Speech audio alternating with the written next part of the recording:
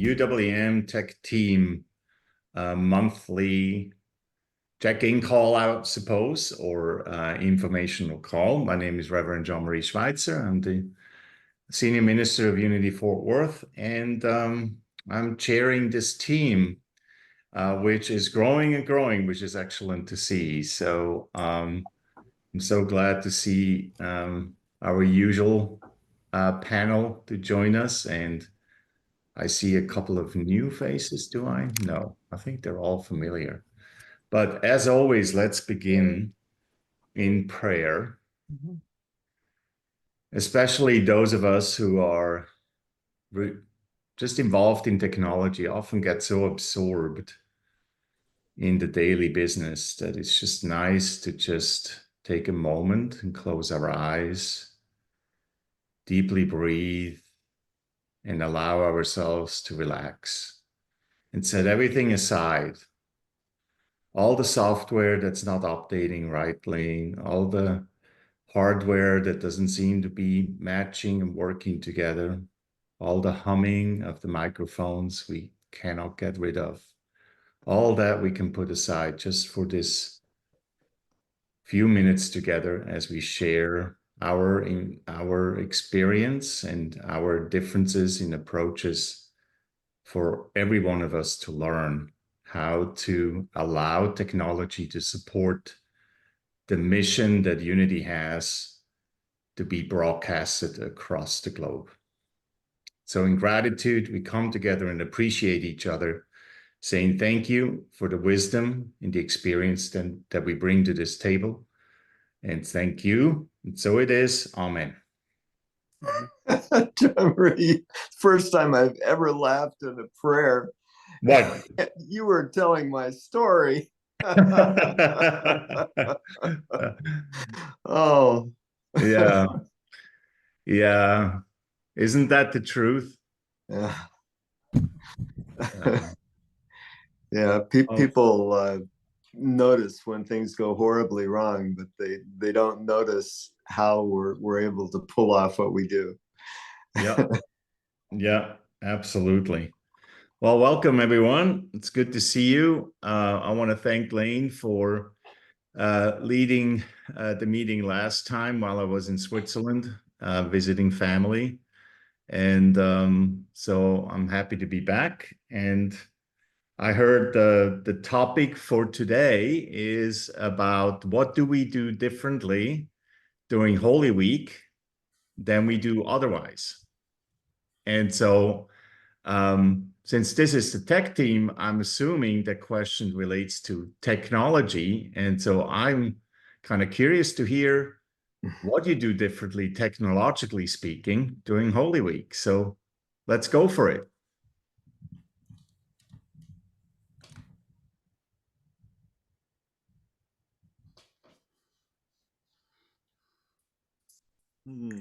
That's what I thought. I have no clue. So who came up with that topic? Well, we at Well, I guess that was me. Oh. I was just going to say, we at Unity New Braunfels, our Holy Week services, we had a Monday, Thursday service and an Easter Sunday service and a Palm Sunday service. And all three of them were led by senior minister and the prayer chaplains. And they all got together and talked about their experiences during this time, particularly with the Unity booklet, Let Go, Let God, because we've been focusing on that for the whole period during Lent. And so of course we had to mic all those people and feature all those people. But on Easter Sunday, what we did is we had two prayer chaplains and the minister share their experiences of what they learned through the Let Go of Let God process every day during Lent, and then opened it up to the congregation. And for 25 minutes, I guess, members of the congregation were sharing their experiences of all the things to let go of and how it affected their lives and what their experience was of that. And unfortunately, my cameras are in the back. And so I got to, the sound was good because we had someone carrying a microphone around to each person. But I was seeing the backs of their heads. And it was only a couple of people sitting in the front row who turned around so that other people could see them, where I could actually see their faces. And that pointed out to me that it sure would be nice to have a camera in the front that I could control remotely. So that's on my wish list right now. So technologically speaking, the only difference really is you had to mic up a few more people. Yes, that's correct. Okay. So did you experience any issues like with Wirecast? I know you're using Wirecast to handle all the audio video, or was that kind of like added a difficulty? No, it was okay. From my standpoint, I just, one of our volunteer office people just told me that she wasn't able to come on Sunday, and they tried to tune in the live stream and it was intermittent. And it's the first I've heard of it, so I'm going to be checking on that. That's, you know, a constant nightmare. Is something I don't know about, might not be right. And this is the possibility that that's the case. I don't know if it's their reception or if it's what we put out, but I plan to find out. Okay. So as you began to talk, was it David who said you came up with the topic?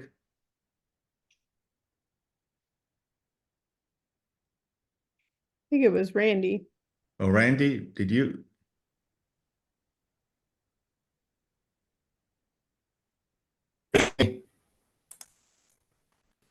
Your image is frozen, Randy. Sorry, I'm on a very, yeah. I'm on my cell phone, or I'm actually on my Chromebook using cell phone network. Am I still gone? No, No, we can hear you. Maybe turn off the video. Maybe it's at least the sound comes through clear. Yeah. There you go. Okay. Yeah, it was my suggestion, for lack of anything else. Oh, Wanted to okay. just better understand, not so much from a technical standpoint, but if there Okay. was a content perspective that would then drive changes to how services were performed. We had a regular Palm Sunday service. We had a regular Easter service, but we also had a Good Friday service that was a Taizé service, where we had readers and hand washing. Now, normally that would have made a few changes to camera angles and lighting and things like that. But I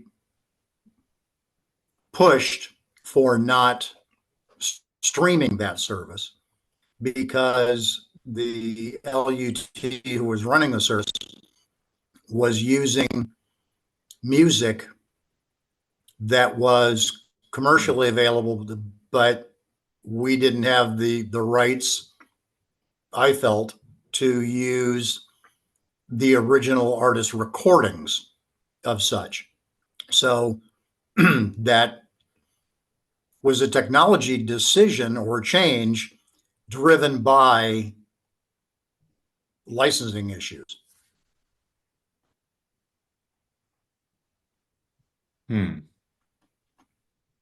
Licensing, explain that a little bit more, Randy. We have we pay for our music and arts, music license. And we also pay Christian Copyright Solutions for a perform and worship cast. Mm-hmm. That's what we do. As part of that worship cast, you can use the music and you can perform the music on streaming. But if you stream, let's say Kenny Loggins' I'm All Right, if your musicians record it or if your musicians perform it during a service, there's no issue. But you can't take the actual MP3 or video and show that as part of your streaming service. If we didn't stream it, we can use it in the sanctuary. And that's what we did. We had devotion and a few other chants and things that are covered if our musicians performed it, but not the original artist. Yeah. I'm sorry, is that, am I Yeah, let me try to making rephrase. it clear? Let me Sure. Yeah, you're breaking up, I guess. But let me try to rephrase this. So the license, because we have the same license, gives the church permission for the music team to perform the music, but there is no permission for the same music with the original artist to be presented on screen. Yes, except for those artists who are part of the Empower Music and Arts portfolio.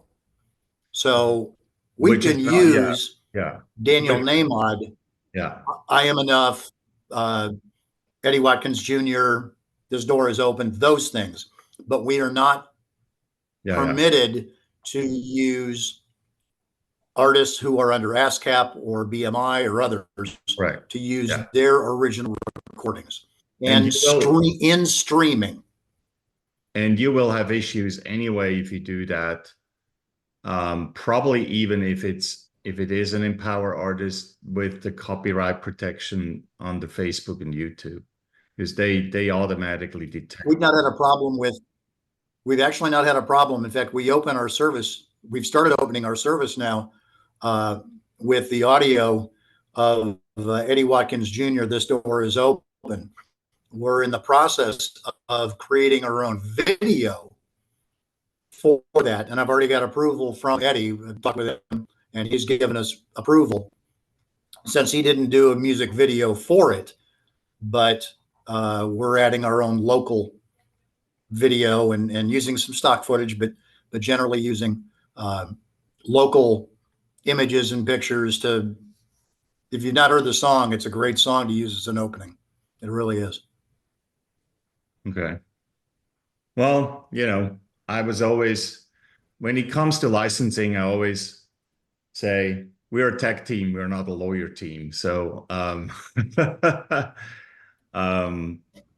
we are just keeping it safe. We just don't do we don't play any recordings, period.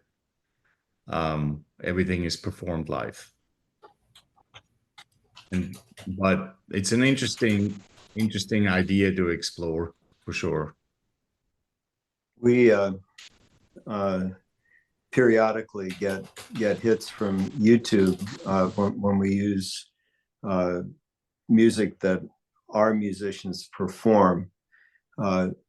That's well-known music, and I always respond saying that we have a CCLI license and give them the PDF of the license, and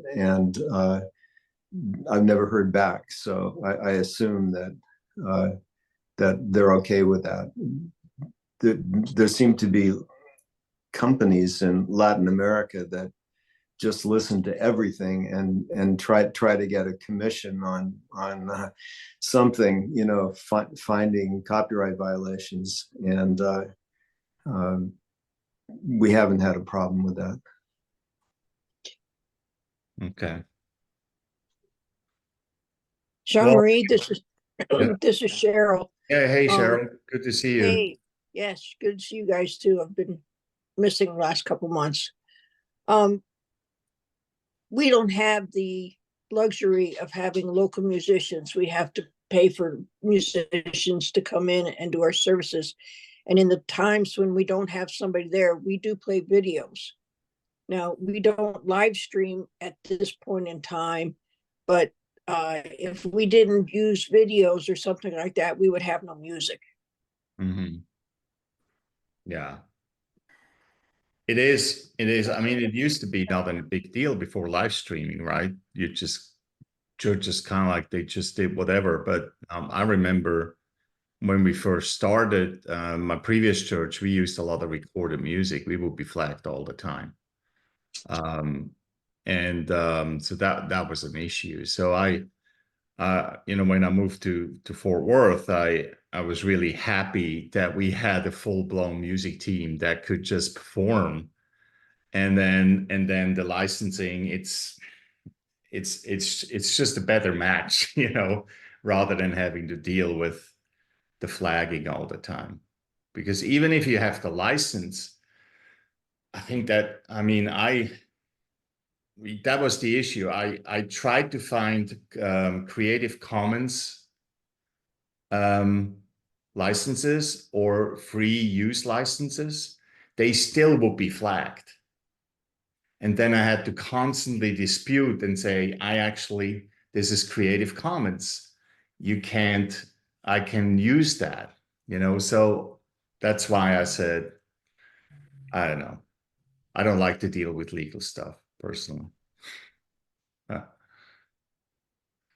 Well, then what else about differences? So then now that we understand what Randy's intent was for today's topic, so what are some of the differences?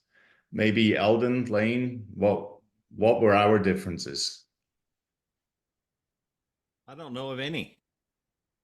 Of course, the services are quite different, aren't they? Well, yeah, but what we do is the same. Yeah, I get that, but that's why Randy refined it. It's not necessarily about technology, it's about what elements were different. Yeah, Lane would know more we about did that. we did a Good Friday service, and for that one, we have some fairly not somber, but like slower, gentler music. So there were lighting changes for that service, and I have plans I just made them on the fly. The facility that we're at uses is it Lutron or Leviton? I always get them confused. I think it's Leviton. They have Leviton smart lights, and they basically gave me access to their system. So I have a few like scenes set up, but I only set up scenes for our normal services, and I was like, we'll just adjust on the fly for this one. So now I have plans to create a little subset of scenes that is for special services where we need like low key lighting. Oh, did you want to talk a little bit about what you figured out with the lighting? Me? Yeah, or have you already shared that on the team? About what lighting?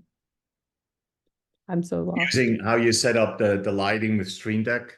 Oh, yeah.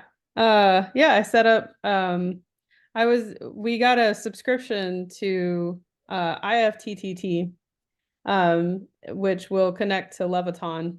And so I use that to set up buttons on our Stream Deck. So now we have the lighting activities that I have set up. And you just push the button to launch that activity, and it adjusts all the lights for you. So is everyone familiar with what Stream Deck is? No. Okay, so let me show you. That's basically that thing. And you get different versions. This is the small one. You can have different buttons, and you can program each button, and you can program all sorts of things. So you can basically program your audio board, your cameras, your lighting, all with one button push. So that, for example, when you have a specific setting for the platform chair, certain lighting, and a certain level of audio that you want when the platform chair speaks, and so on. You can, and a camera angle for each camera, you can all program it through Stream Deck with one button. And then you can flip over. You can say, music full band. And then when you have a digital board, which we now have in our new location, it makes all the adjustments that you need. And so you can do your basic settings you can do on Stream Deck, including the lighting, which is awesome. So Lane just figured out in our new location how to do that. And so it's much easier just to push a button and all the different lights are shifting and doing whatever they're doing. So, Wow. yeah. Yeah, so we had in our old location, we had an analog board and somebody had to set the scenes and remember to flip it and all that kind of stuff. And now the person that's doing the slides is the person also running the lights. So they go to the next slide and then they hit the scene that needs to happen for the lights. Because it's And all it's just not- run off of that computer. Eldon and I first bought the Stream Deck how many years ago? Oh, whenever we started down this path, when Yeah. we didn't really know what we were going to use it for, and we didn't Yeah. for a long while. We didn't use it for a long time, but we bought it early on, and it's actually relatively uncomplicated to use. So if you have digital boards, digital sound, digital light, this might be something to consider. It's relatively inexpensive. You can have different versions, I think 16 buttons and 24 and up to, I don't know. We got the XL one, right, Eldon? We've got the large one, and the one I bought here before we bought the one for the church I use, you can have, I think, up to 99 different setups. So I can push a button on it. It goes into things just for Zoom. So I can control my Zoom stuff. Like I can raise my hand just by pushing a button. I can do a lot of stuff.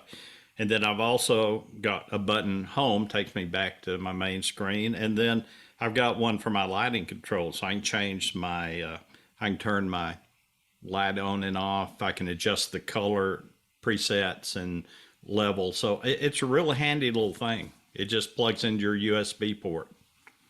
And this might be something for those of you who are in smaller ministries who don't have the volunteer power that we have. That might actually be a solution for you, where you have it, when you are limited in what you can do, you can actually use Stream Deck to have these different scenes, what you want them to do, and it might support you in that way. Now, for controlling some things, you need another program. It's kind of an open source that, say you want to control your ATEM switcher. There's, I don't remember the name of the program, but anyway, there's people that made up all these features so it integrates with your switcher. So a lot of things you can do just without having that. But I know Lane found out that there's an app where it'll work with the church's lighting router, whatever that setup is they use, because they use an app on their phone, don't they, to change? Yeah, they're all like Leviton smart switches. Yeah. And so they just use the Leviton app and they defined activities to go with it. But it wasn't like super user friendly to use, and I wasn't sure who was going to be able to do that job. So that's why I looked into using the Stream Deck for it. And they didn't have, Stream Deck didn't have direct support for Leviton, but I was able to set it up through IFTTT, which stands for if this, then that. So it's just basically when you receive some kind of input, this is the action you take afterwards. So in our case, when you press the button, it sends a webhook to IFTTT, and then that webhook defines which lighting scene runs. And I just Googled it, the open source software that Eldon mentioned to run certain things with the Stream Deck is called Companion. Yeah. Yeah. So there's a little bit of, fiddling around, I suppose. But I was impressed what you can do with it. And I think the IFTTT solution is even, more incredible because it includes all these cloud services that you could, you can technically even control your online recordings and everything like that. You can manipulate so much that you could do. Anything that's cloud-based, you could then manipulate through IFTTT while using Stream Deck, depending on action. Anyway, yeah, so I'm just trying to think what we do differently. So Palm Sunday is pretty standard. The only thing that we do is we hand out palm leaves to everyone. And then we have a slide that says Hosanna. And then the tech team, at their choosing, they just show the slide and we instruct the congregation whenever they see the slide, they have to raise their palm leaves and say, Hosanna. And so, and that happens whenever, during the announcements or during my talk, not necessarily during my meditation, but so it's kind of a fun little thing, so I'm like really serious and talk about the story of Jesus' war, and then Hosanna, and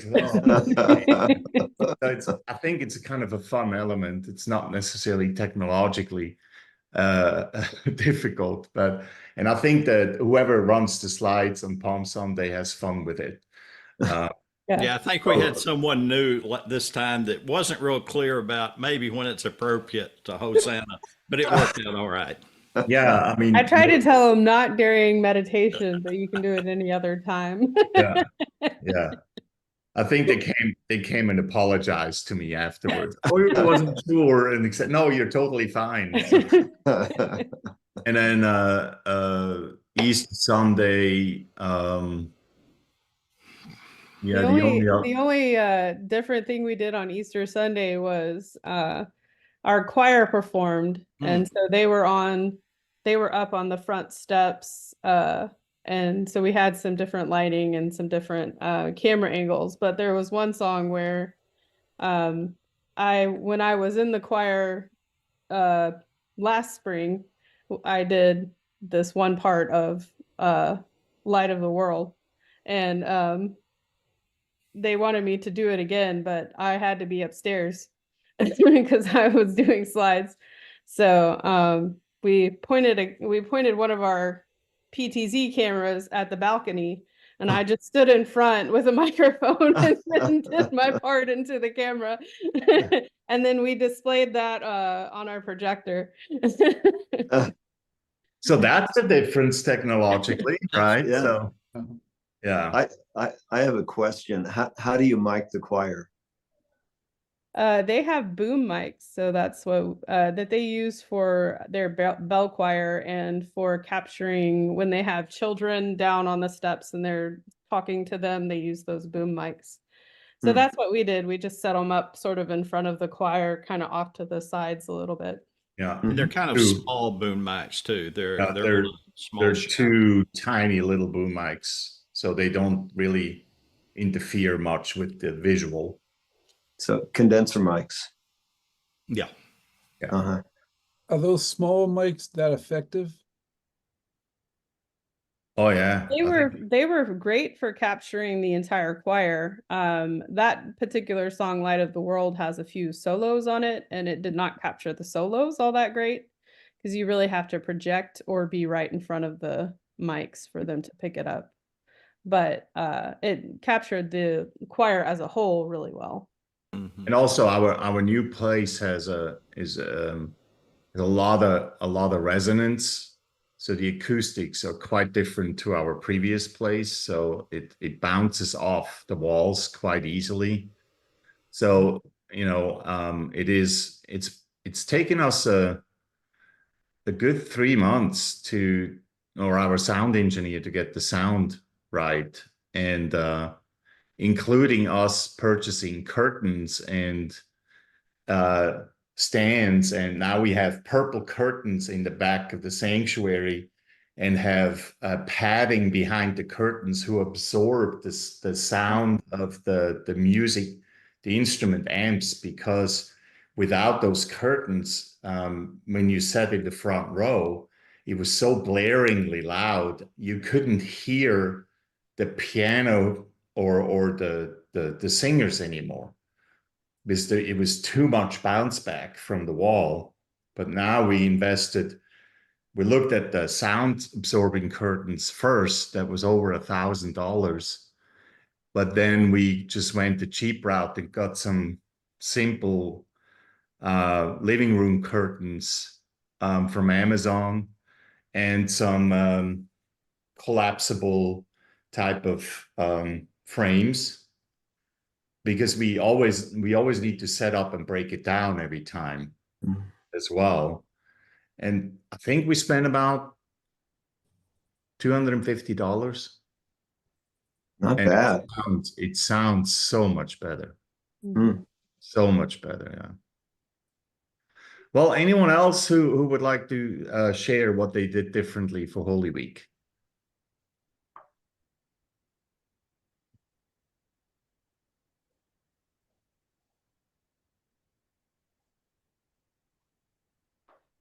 You're just doing boring standard services?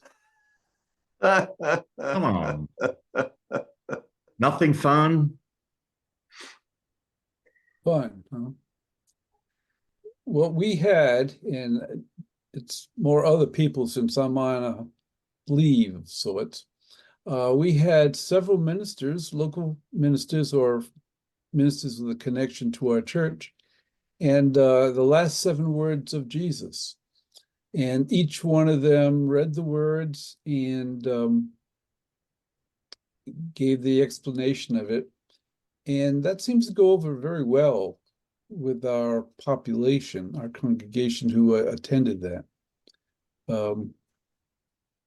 They did not stream it. And I'm not exactly sure why. I'm out of that loop right now. But from what I heard, it went over very well. Yeah, that's what we did. We have the 7 last words for Good Friday. It's more a contemplative service. Right. And that's all it really is. It's a song, then a reading, a song, a reading, a song, a reading. And our leadership team a couple of years ago, myself and all the LUTs, we were the ones who wrote the interpretations and the history and everything behind it, you know. Wow. So that, I think that's probably one of my favorite special service that we have. Mhm. Just has a really nice energy because it's quiet, it's contemplative, it's people are really even though it's quite lengthy in terms of the explanations, people actually pay attention and they take something home there. You know, they might remember maybe only 1 or 2 words, but those are the words that really resonate with them. Yeah. And it's also a little bit easy on the volunteers. It's not a complicated service. Mhm. Usually we have the pianist, 1 soloist, no musicians, and then everyone is just on the podium mic. So there's no additional mics or anything like that. So from a tech perspective, it's probably one of the simpler ones. Yeah, it was really nice. We have 3 cameras, so each one was pointed somewhere else. We had a piano camera, we had one on the singer, and then we had one on the lectern, and that was it. We just switched between them.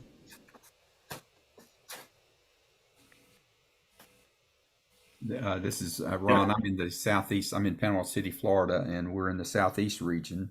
So they had a Good Friday the last words of Jesus on Friday. It was 3 hours. It was from 11 o'clock to 3 o'clock, 2 o'clock. Oh, wow. Yeah, so it was 3 hours. So several different ministers and singers and a lot of youth, which was really good, did some of the reading. So I really enjoyed that. And we had several people that showed up.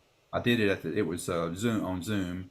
Right. And so we had, we kind of set it up so people could come watch it, and we watched it as a group. And so were people coming and going, or were they really staying for the entire 3 hours? Some of both. Several of us stayed the whole time, but there were a couple that stayed for an hour and left, and then a couple came late and then left. So and I kind of sold it that way. They could do it that way because otherwise people don't want to sit there for 3 hours. What do you have in your water down there that people are? I cannot imagine keeping anyone for 3 hours in Texas. Well, I shouldn't oversell it. There were like 4 of us that stayed. Oh, okay. Stayed I was on. like, we're a I small was just congregation. imagining, let's do a 3-hour Good Friday service and then watch the faces of our congregation, etc. Yeah, understand. Oh, thanks for sharing. I love that. Mhm. Love that. The Southeast region has done that the last, I don't know, at least 2 years, 3 years. Yeah. Yeah. So I had an interesting thing. I was going to see if you guys, I use vMix for the live stream. So this was Sunday. So, and I've got 2 volunteer operators, one on the slides and one on vMix, on the vMix computer. Cameras hooked to that, got a digital mixer that comes into that PC. So the sound went fine for the first part of the service where the platform assistant was the choir and the platform assistant. And then about 10 or 15 minutes in, the sound went out. No sound on the live stream. And nobody checked it, didn't check it until it was way too late, way in the toward the end of the service. So I gave one of the greatest sermons I've ever done, but now nobody can prove it or disprove it. So no sound. But the interesting, what I can't prove is whether we live streamed to Facebook, and I want to ask you about that too. Whether Facebook cut us off for some reason, cut the sound off, which has happened one time in 5 years that we've been doing this, but I also record it. I make an MP3. With vMix, you can record it, both an MP4 and a MP3, a WAV file. And so I had no sound on that either. And I don't think if Facebook cut the sound, I should have still had the sound on the recording. Yeah. And I'm Correct. pretty sure I went in yesterday and tried to duplicate what the operator had done. I'm pretty sure he either accidentally or pushed the audio button on the audio source, and we weren't getting audio on the output stream. I say correct. That depends, right? So it depends so you're recording your WAV files through vMix. Yes. Okay. Yeah. Then correct. Yeah. So because you're coming out of vMix and then go to live stream. Yes. And you're coming out and go into and it goes into the WAV file. Correct. So there is Randy's a vMix guy, so Randy, any ideas? Yeah, the most likely, and just to clarify, as vMix records both the MP4 and the WAV file, it's done automatically. It's not, you have the option of recording one or both, but it's taking the input from whatever the source is. Right. So it's quite possible that the operator, the vMix operator, hit. And Ron, if you look at it, it's probably the master audio bus for that for the input on the for the mixer, or the A bus, probably one or the other. Yeah. So that's why I didn't record. The other thing that I was keen on is your computer that's running vMix running Windows 11? No. No. No, I haven't. I have Okay. stopped the. And I say that is we got a recently. Okay, we just purchased a new, I call it the video production computer that has running Windows 11. The vMix crew, if you will, Heath and I forget the other guy, they actually have a video that goes through procedures on how to remove some of the Microsoft AI sound enhancements that actually impact vMix recordings. Mhm. So apparently in Windows 11, vMix, or as you were, Microsoft implemented AI software for noise reduction and other things that are impacting sites that use vMix and need the raw data, not enhanced data, audio. So I thought that might have been an issue, but it's probably person accidentally hit the A bus and knocked out your audio. That's what This that's this what I this duplicated when I called up the preset from vMix. That's kind Sorry, of configuration. When I called up the it'll preset, live in memory. yeah, that button was off. this brings up a point that Oh, I've then been talking about for years, and that is that whenever I do anything with AV, I always monitor with headphones. And in my case, I have to run the house sound too. So I just have one headphone ear with the audio for the live stream and the other ear for the house. But when I do that, I know that the audio is going out to the live stream, or that it's distorting, or that whatever it might be, because I'm listening to it. It is just the same as I'm looking at the image that's being live streamed. It's just part of my job to monitor that. So I'm wondering, Owen, since you're doing this, for years now, has your ear adjusted more to a house style sound on the right and to a live stream sound on the left in general? No, well, what drives me crazy is that there's I don't know how long a delay is, but there's a delay in the audio that's going out on the live stream because of the video delay, and I have to delay the audio. And so someone's talking here and then someone's talking in my ear. Yeah, it just, oh my gosh. So sometimes like this Easter service was a fabulous service. It was really, really, really good. And I didn't get a chance to actually understand what people were saying until I got home and started editing it. The other thing that comes to mind, I just lost my train of thought. Oh, yeah. We talked a couple of months ago, maybe 2 or 3 months ago, we talked about the importance of having a social media person. Mm. If you actually have that interacts, it was more about interactivity, so that you interact with your audience.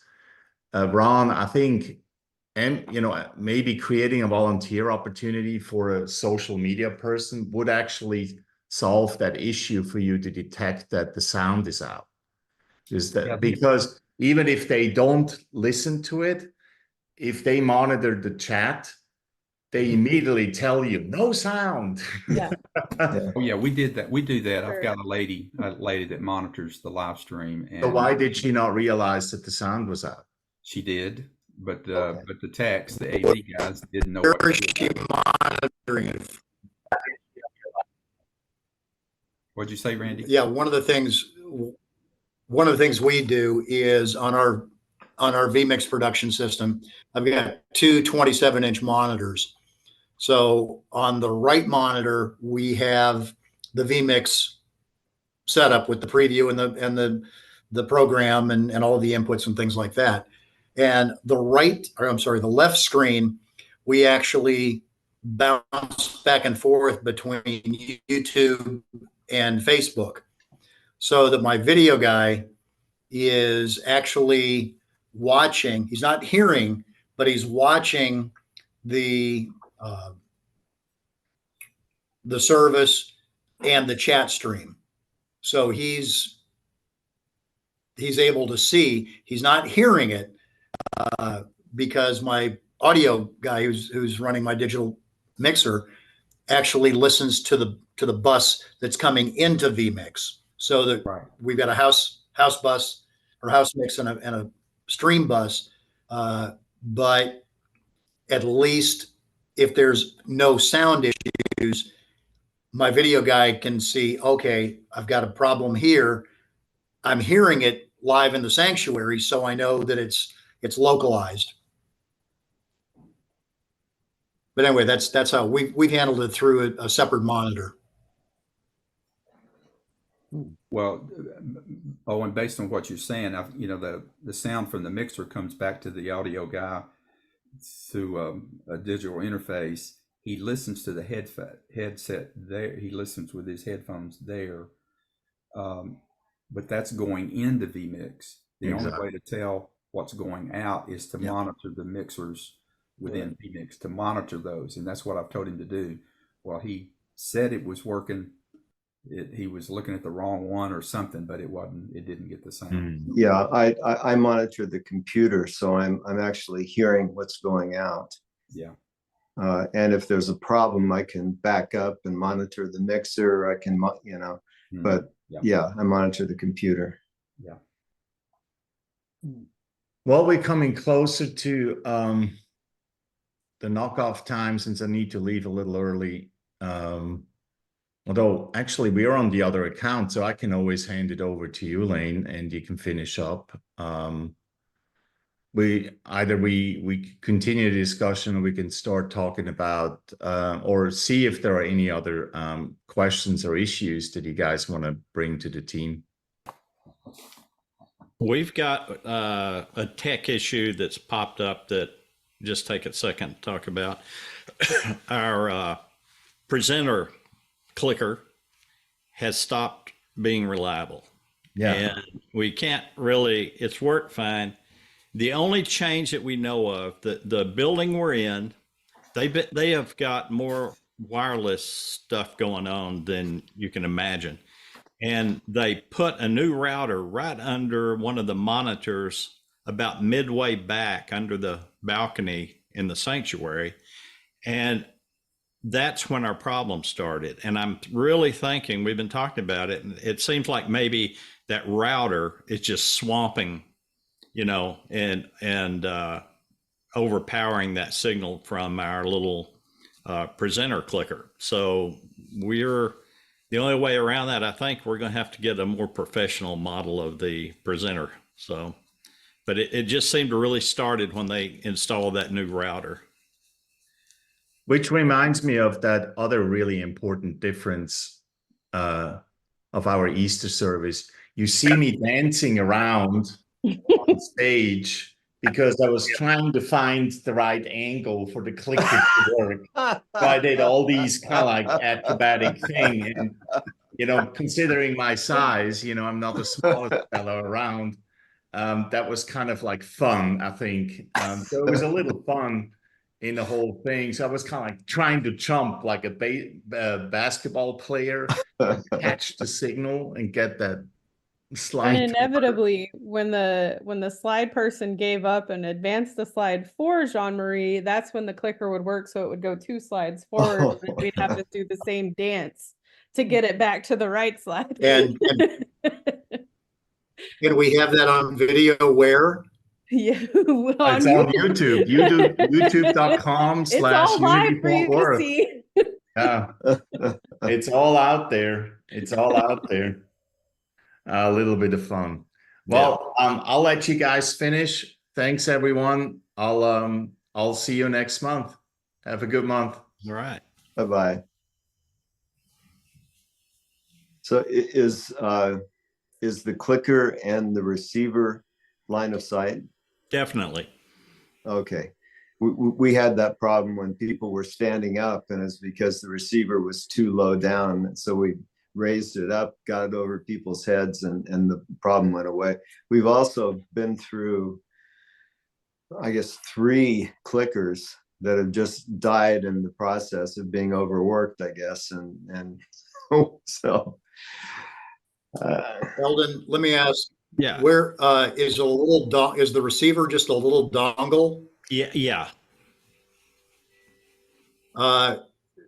What you might want to try is if you've got like a 25-foot USB extension cable, Mm-hmm. plug that into your USB port on your computer that's running ProPresenter or whatever that is, and then now you can move that dongle out, Mm-hmm. maybe raise it up or you know, have it jump like Jean-Marie was doing. Mm-hmm. Yeah, we may try that. Part of the problem is that router they put in, it's about 10 feet in front of where our computer setup is and down lower. So it's really between us and the platform. So I've got a Wi-Fi app on my phone, and I turned it on, and it's amazing how many different devices are all crammed into that 2.4 gig band right there. And so again, I think that may be part of it. So Because they have the smart lights, and so all of the Yeah. smart lights are on there, and that's like 30 switches, something like that. Hmm. And then I think that's the 2.4 range, and then they also have a 5G range that everyone can connect to. Like that's their guest network that's right there. So we just have a ton of devices on the network, and we're thinking that it's probably attenuating the signal between the receiver and transmitter for our remote. I didn't realize those, and we're talking about a little clicker to change. I didn't realize those were Wi-Fi. I thought they were like IR from that are like your TV remote. The one we have is Wi-Fi. yeah, ours is a Logitech. I think it's an R800. We've had it for a few years. Some of them are Bluetooth, but that wouldn't have worked in our sanctuary. So I don't know what band or where they're really at. It's just in the documentation. They say they operate in the 2.4 gig band. They don't really work over our Wi-Fi. Yeah.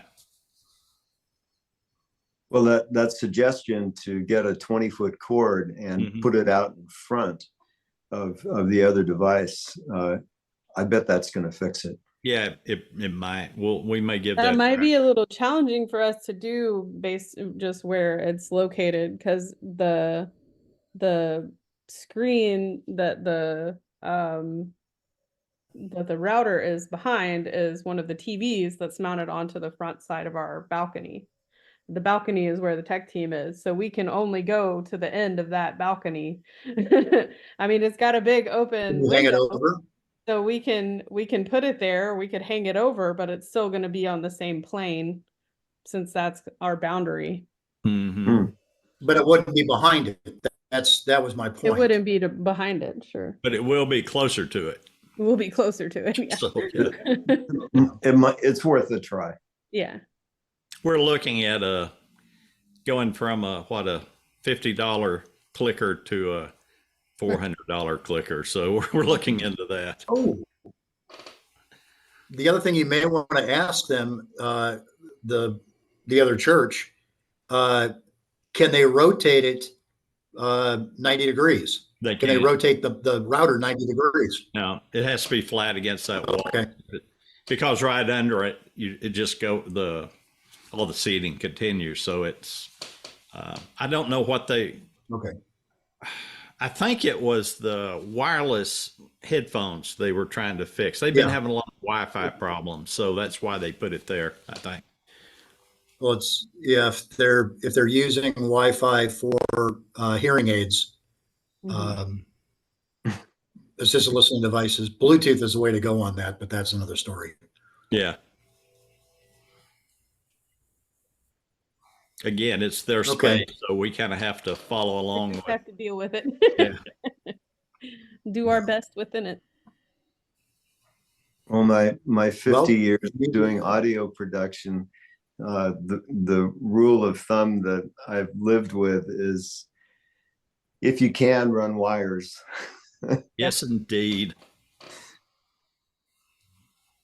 They had for several weeks in a row they had issues with their wireless with their smart lighting because of issues with the network and so he was talking about having to put a DMX panel in, I guess I can't remember the acronym, but Yes. yeah, to put one of those in. And I was like, yes, please do, because then I can control it in ProPresenter.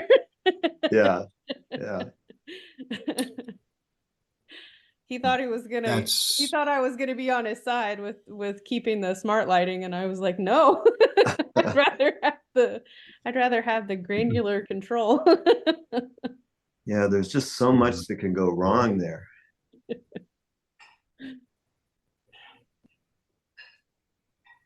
Well, we have 4 minutes left, so we So might what's as next well month's topic? pick a topic Oh. for next time. Yep. Uh, Anyone? DMX lighting?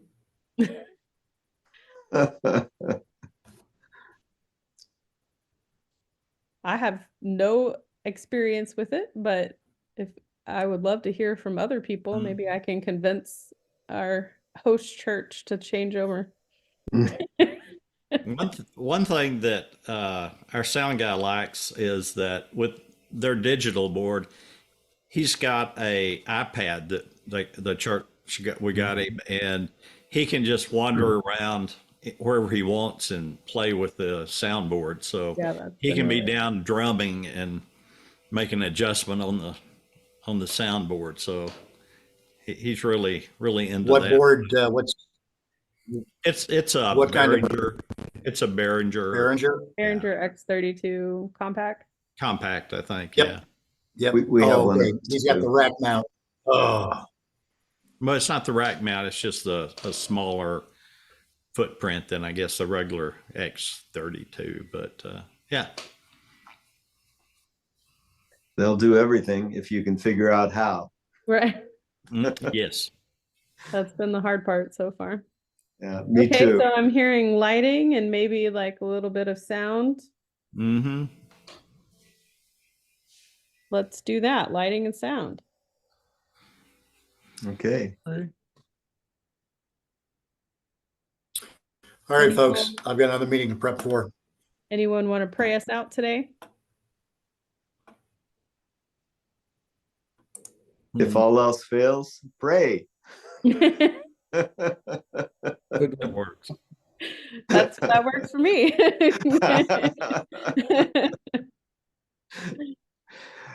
Bye-bye. All right, Yeah, bye. good to See see y'all next everybody. time. Bye-bye. Uh,